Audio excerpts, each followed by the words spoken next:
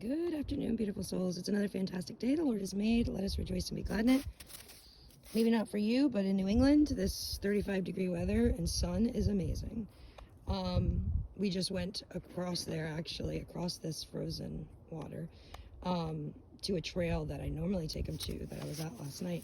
And somebody was there, and I had them loose. And these two are from a shelter. And when I got them, they were both very fearful, especially this little one. And you can't really predict. I asked him to come back, and they did, and especially him. He came back to get on a leash right away, and that just told me that he trusts me, and we've come a long way. Oh, my phone says AEAF lock. I don't know what that means, but hopefully you guys can still hear me.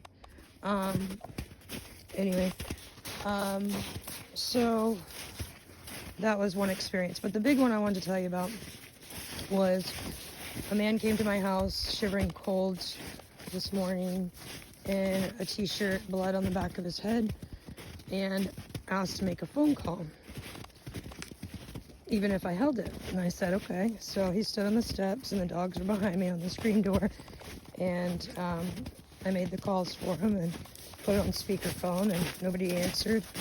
And then the other one was disconnected, and I offered to call an ambulance for him.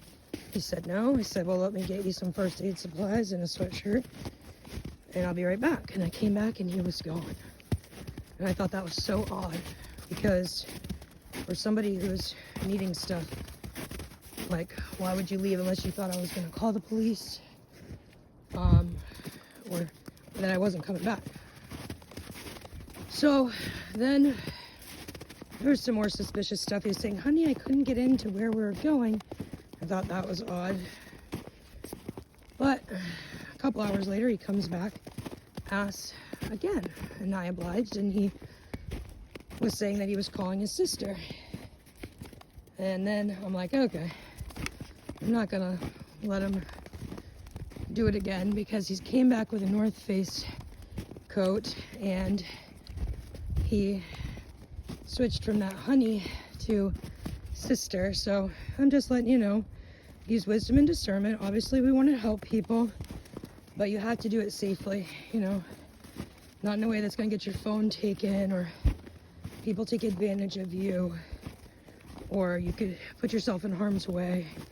I have my dogs right behind the door, so I mean, if anything would have happened, they'd have busted through that in 2 seconds. So I wasn't worried. But for people out there that take advantage of Christians,